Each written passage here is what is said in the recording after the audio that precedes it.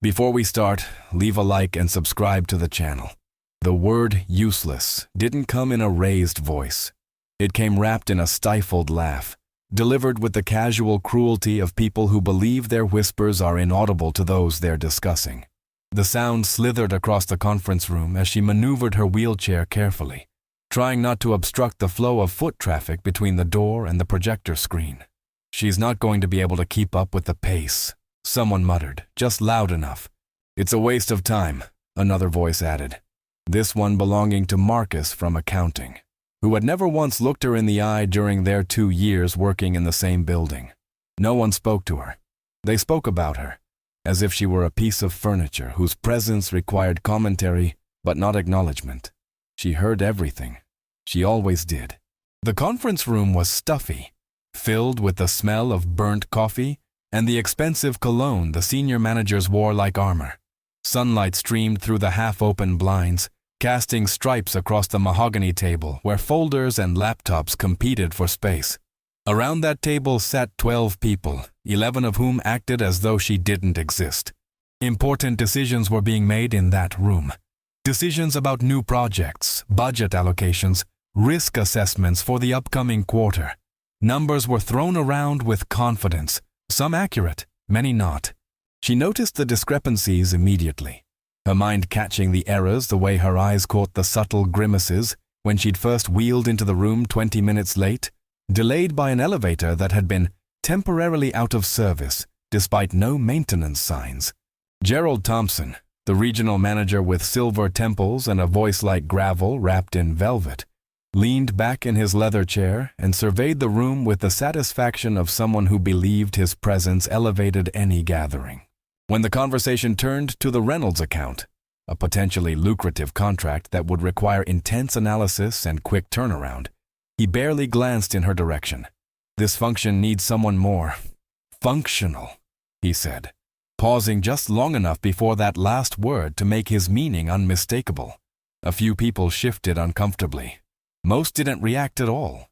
She felt the familiar heat rise in her chest, that mixture of anger and humiliation that she'd learned to compress into something small and manageable. She didn't cry.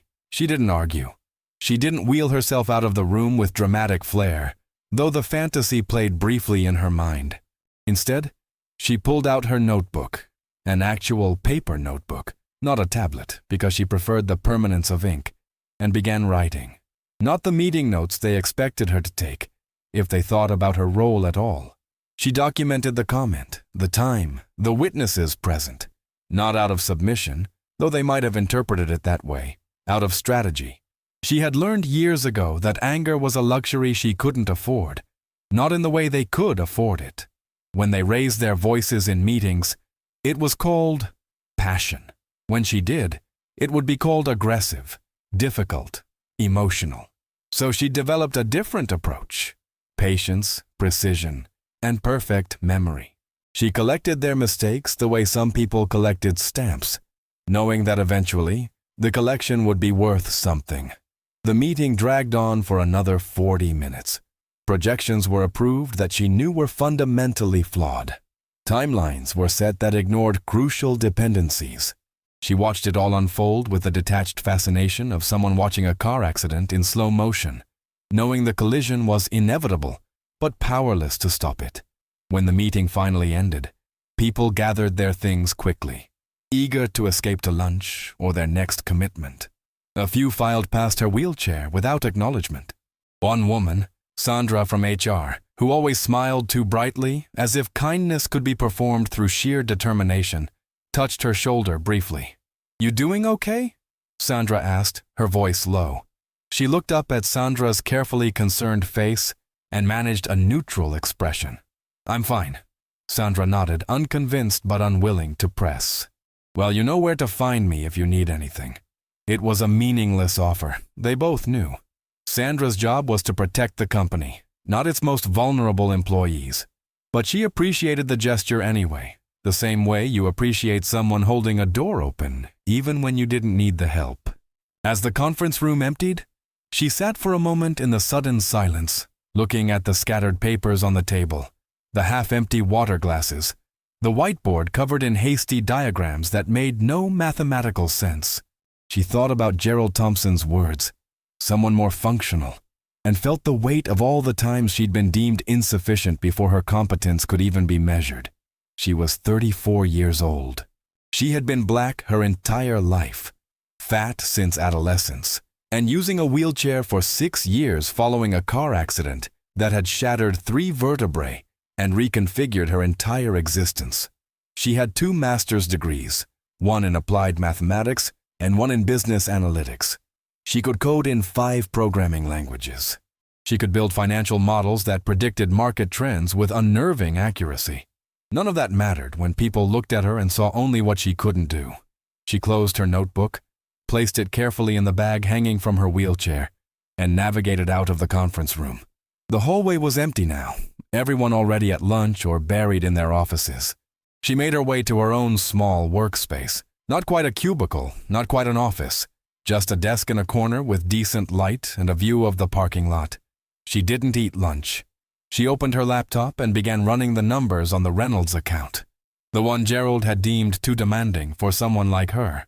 She worked steadily for 2 hours, her fingers flying across the keyboard, her mind organizing data into patterns that told a story the others had completely missed. By 3 o'clock, she had identified 17 critical errors in the preliminary analysis that had been presented in the meeting. By 4 o'clock, she had built a corrected model. By 5 o'clock, she had saved her work to 3 different locations and sent nothing to anyone.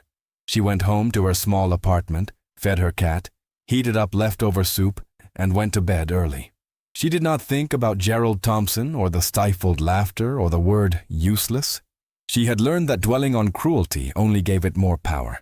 Instead, she slept deeply, dreamlessly, the sleep of someone who knows that patience is its own kind of power, and that sometimes the best revenge is simply being right when it matters most. 2 days later, Chaos arrived wearing an expensive suit and carrying a briefcase full of ultimatums. The Reynolds Group, the multinational corporation whose account had been discussed so dismissively in Monday's meeting, had reviewed the preliminary proposal and found it catastrophically inadequate.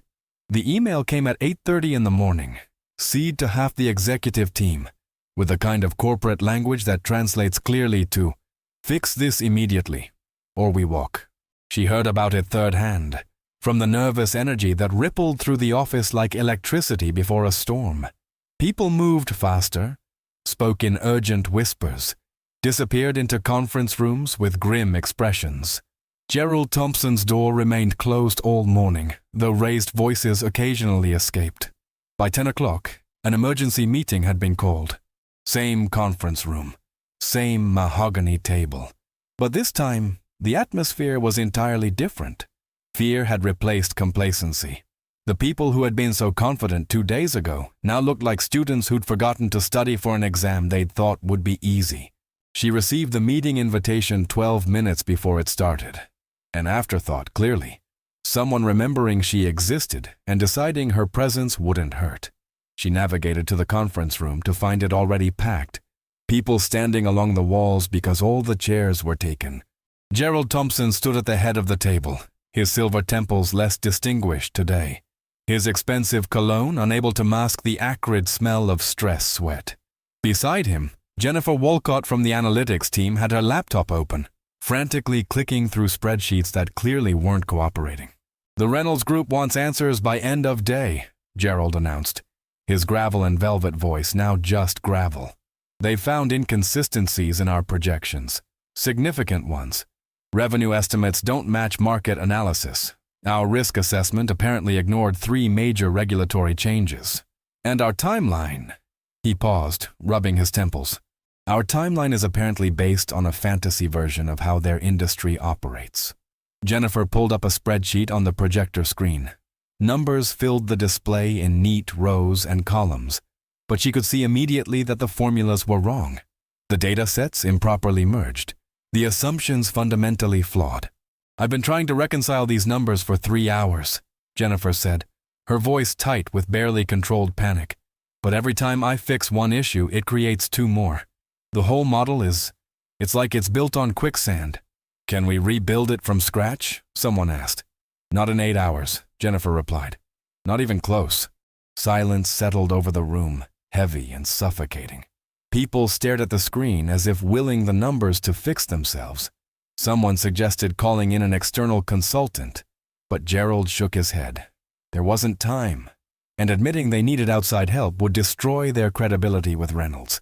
She sat near the back of the room, her wheelchair positioned beside the window, where the morning sun had given way to overcast gray. She had her notebook open, though she hadn't written anything yet. She'd been observing, watching the panic unfold with the same detached fascination she'd felt watching the original mistakes being made. Marcus from accounting, the one who'd called her presence a waste of time, was audibly stress-breathing. Sandra from HR kept checking her phone as if an answer might arrive via text message. Gerald looked like a man watching his career prospects disintegrate in real time. There's no way to fix this, someone finally said, voicing what everyone was thinking. We're going to lose the account. The words hung in the air like a verdict. People began to shift, their body language communicating defeat, already planning how to spin this disaster in performance reviews and LinkedIn updates. She cleared her throat. It was a small sound, barely audible over the ambient noise of chairs scraping and papers rustling. But something about it, perhaps its unexpectedness, perhaps its timing, cut through the chaos. Heads turned. For the first time in the meeting, people actually looked at her. Really looked. Not through or around, but directly at her. Gerald's eyes narrowed. Yes? She met his gaze steadily, her voice calm and clear. There is a way to fix it. Jennifer let out a sound that was half laugh, half sob. If you have some magical solution, now would be the time. She didn't react to the sarcasm. She'd learned that tone was just another form of dismissal, and dismissal lost its power when you refused to accept it. The problem isn't the individual numbers, she said, her hands resting calmly on her notebook. The problem is the underlying model architecture. You're using a standard regression analysis, but Reynolds operates in a highly volatile regulatory environment. That volatility creates non-linear patterns that your current model can't capture. She paused, giving them a moment to process. A few people leaned forward slightly. Gerald's expression had shifted from irritation to something closer to attention. The 3 regulatory changes you missed, she continued. They're actually interconnected. They create a cascade effect on market conditions that your risk assessment didn't account for. That's why your projections feel like quicksand. Every adjustment you make fails to address the fundamental structural issue. And you know this how? Marcus asked, skepticism dripping from every word. She turned to look at him, her expression neutral. Because I've been working with Reynolds adjacent markets for 6 years. I know their regulatory environment. I know how their competitors respond to volatility. And I know, she gestured to the screen, that the model you're using was designed for stable markets, not adaptive ones. Gerald straightened, his eyes sharp now despite the stress. Can you fix it? I already did. The room went completely silent. Even the ambient sound seemed to stop. No papers rustling, no chairs creaking, no nervous breathing. What? Jennifer said faintly. She pulled her laptop from her bag, opened it, and navigated to a file she'd prepared 2 days ago, after the original meeting. With a few keystrokes, she connected to the projection system, and her screen replaced Jennifer's spreadsheet. What appeared was beautiful in its complexity. A multi-layered analysis that incorporated not just the numbers, but the contextual factors that made those numbers meaningful. Revenue projections that adapted to regulatory changes. Risk assessments that accounted for market volatility. Timelines that reflected actual industry practice rather than optimistic fantasy. This model uses adaptive regression with regulatory weighting, she explained, her voice taking on the calm confidence of someone discussing a subject she'd mastered.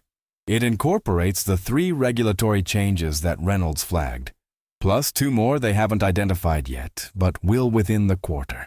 The revenue projections are conservative but defendable. The risk assessment accounts for worst-case scenarios while identifying opportunities in market volatility. She clicked through several tabs, showing her methodology, her data sources, her assumptions. Every question that might be asked, She'd already answered. Every objection that might be raised, she'd already addressed. The timeline is tight but achievable, she continued, provided you allocate resources correctly and don't try to cut corners on the regulatory compliance phase. Reynolds has been burned before by companies that promised quick results. They're not looking for speed. They're looking for competence. When she finished, she let the final screen, a summary page with clear, actionable recommendations, hang in the air. Then she disconnected her laptop and closed it, the soft click of the latch loud in the stunned silence. Gerald Thompson, the man who had deemed her insufficiently functional 3 days ago, stared at the empty projection screen where her work had been displayed. His face had gone through several colors, red to pale to something approaching gray. "How long have you had this?" he asked, his voice carefully controlled. "Since Tuesday afternoon." "Tuesday," he repeated slowly. "You've had the solution to this problem for 2 days, and you didn't say anything?" She met his eyes without flinching. "I wasn't invited to provide solutions. I was barely invited to attend meetings." The rebuke was gentle, but unmistakable. Sandra from HR looked down at her hands. Marcus from accounting found something fascinating to study on the ceiling. Jennifer just stared, her expression somewhere between awe and mortification. "Can you send that to me?"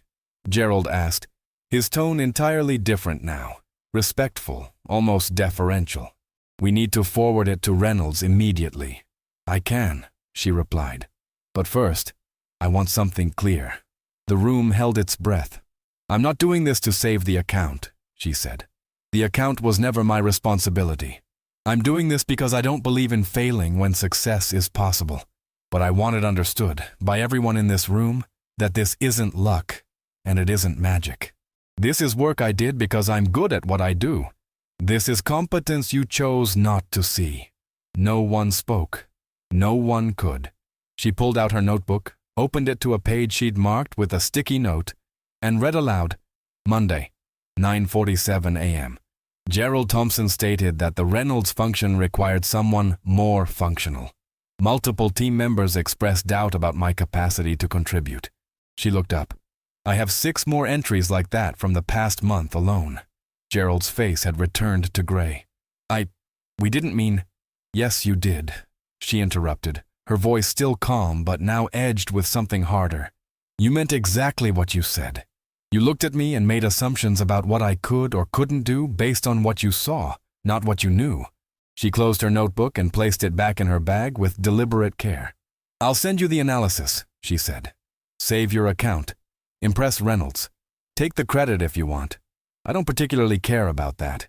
But the next time you're in a meeting discussing someone's capabilities, remember this moment. Remember that you almost lost everything because you confused appearance with ability." Then she navigated her wheelchair to the door, and this time, people moved aside quickly, creating a path where before there had only been obstacles. The following week brought changes that rippled through the office like aftershocks following an earthquake. Gerald Thompson didn't disappear immediately. The company was too invested in discretion for anything dramatic. Instead, he was quietly reassigned to a strategic advisory role. Corporate speak for exile to a position with a title, but no real power. His office was cleared out over a weekend. By Monday morning, his nameplate was gone, replaced by a temporary sign announcing that the space was being reorganized. She learned about it the same way she learned most things, through the whispered conversations that stopped when she rolled past, the careful glances, the sudden respectful nods from people who had previously looked through her. The Reynolds Group had accepted the revised proposal enthusiastically, calling it exactly the kind of sophisticated analysis we were hoping to see.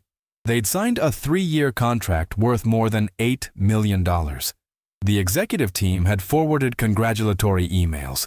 Someone had even suggested a celebration lunch. She declined the lunch invitation.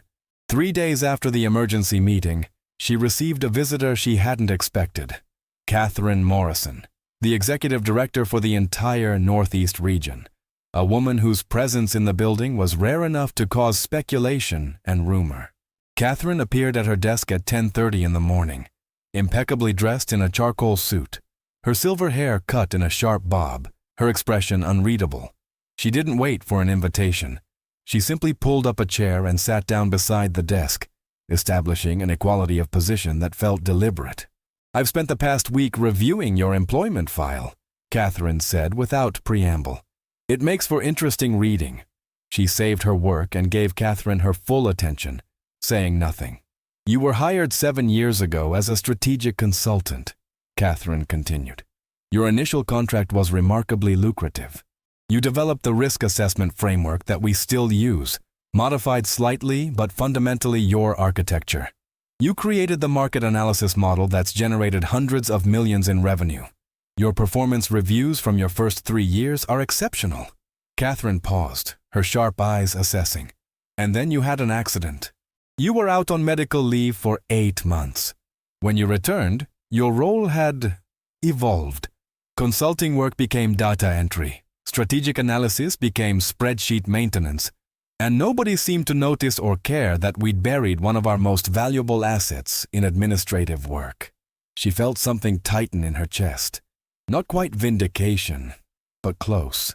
Someone had finally looked past the surface and seen the full picture. "I noticed," she said quietly. "I mentioned it in 3 separate reviews. I requested meetings with HR. I submitted proposals for projects I could lead.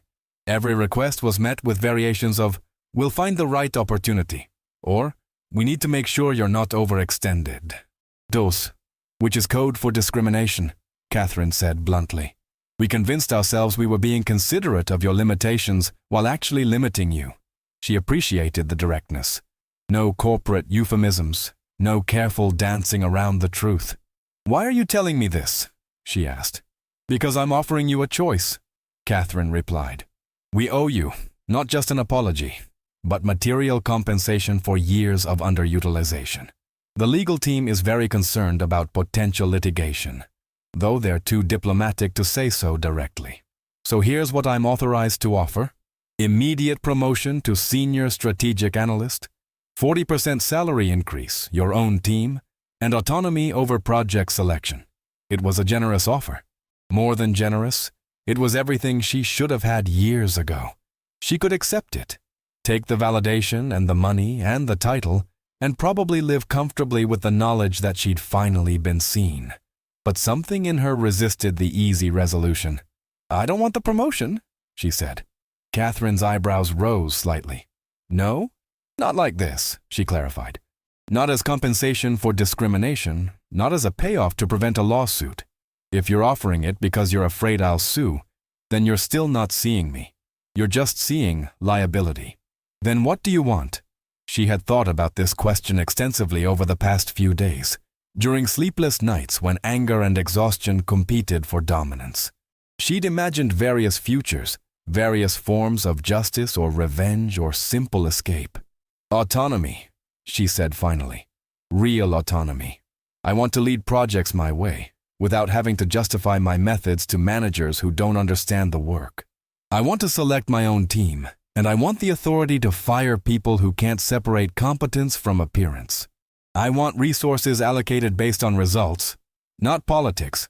And I want it understood, explicitly in my contract, that my disability status is irrelevant to my job performance." She paused, making sure Catherine understood the next part was non-negotiable. "And if you can't provide that, if this organization is structurally incapable of seeing past its own biases, then I'd prefer to leave with a severance package and a neutral reference." Catherine studied her for a long moment, her expression thoughtful. Then, surprisingly, she smiled. Not the bright, performative smile of someone trying to smooth over conflict, but something more genuine. "You're not interested in making this easy for us, are you?" "Why should I?" she replied. "You didn't make it easy for me." "Fair point." Catherine stood, smoothing her suit. "Give me 48 hours. I need to have some conversations with people who are going to be deeply uncomfortable.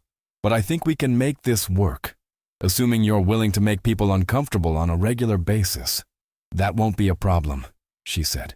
Catherine extended her hand, and they shook, a firm, professional grip that acknowledged mutual respect without pretending the past could be erased.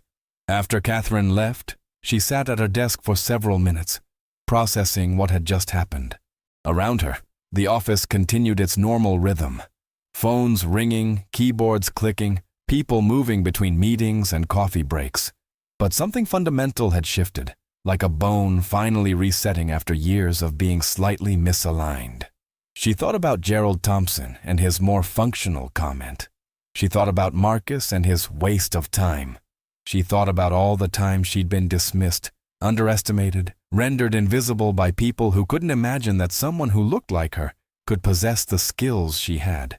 She thought about the word useless, wrapped in a stifled laugh. And then she stopped thinking about them at all, because she had work to do. And dwelling on other people's limitations was its own kind of trap. 6 weeks later, she sat in a different conference room, larger, with better light, and a table that could accommodate her wheelchair without awkward maneuvering.